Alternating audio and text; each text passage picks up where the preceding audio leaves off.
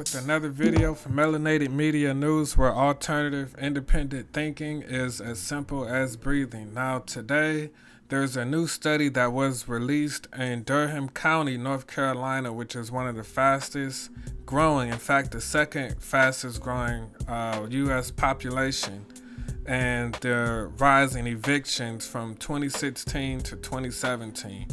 And as you know, as cities rise in population, they become more diverse, but the rent increases. Eviction would seem to be the primary method of resident displacement in Durham County, North Carolina. Of the highest 5 populated counties in North Carolina, Durham County has the highest number of evictions.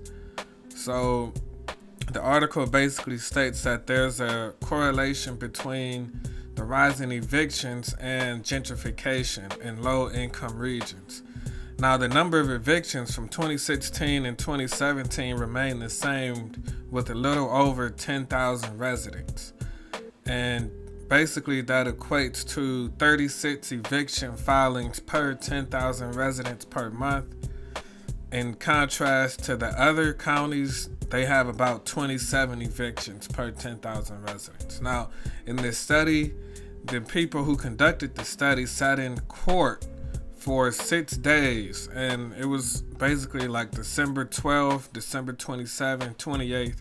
So this is around the holidays and Christmas time, when people want to be with their families, when it's supposed to be the most wonderful time of the year, when kids should be remembering the presents that they're getting from their relatives and eating good food, all of that good stuff. And during these 6 days, they found that 85% of the 60 cases were black people, and 95% were tenants without legal aid, but landlords always had legal aid or lawyers in these situations. And they're learning that that's very important, because the evictions go down when the tenants have legal aids at these hearings.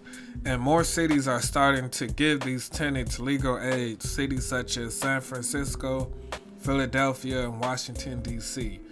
Now, also, this is very detrimental, not only as far as from a family aspect, but what other options are you going to have when you choose to move? Well, when you're left with no choice to move, because the eviction on your record, it's a blemish on your record. And the article states, obviously, that eviction record leaves you with a substandard choice of housing options. Mostly these are women of color, and they're saying the rental assistance programs are overburdened because they tend to focus on veterans and those who are employed. So there's not as much money. I think there was about $800,000, it said, that was given out for rental assistance, but there's not much money as people would think. Now, the report does list several ways from their eviction diversion program to decrease evictions, which I will leave in the description link.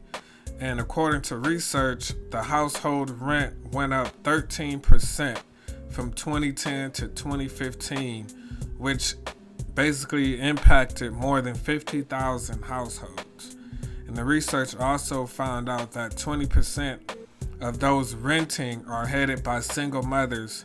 The vast majority of the mothers are women of color, and 60% of the families are living below the poverty level. Now, recently we put out a video on, because this is basically displacement. Eviction is one of the main forms of displacement. And we put this video out on April 3rd, 2018, on how displacement creates mental instability.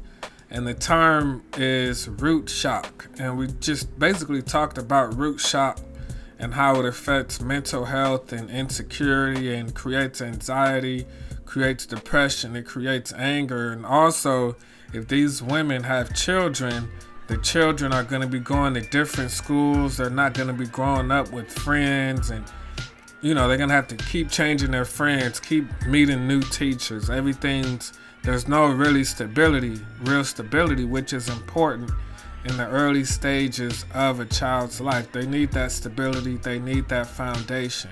And a lot of us that grew up with, if our parents were struggling, we could live with our grandparents. But today, as women are having children at a younger age, and their mothers are still trying to get established because they're younger, and we don't have that old foundation, that established foundation of grandparents that had worked and retired, it's gonna be even more difficult to have that foundation where people can live with their older family members, because everyone is having children at a young age before they're established. So that also needs to be taken into accountability in this situation. So I'll leave the descriptions in the link, and remember, stay tuned for more melanated media news.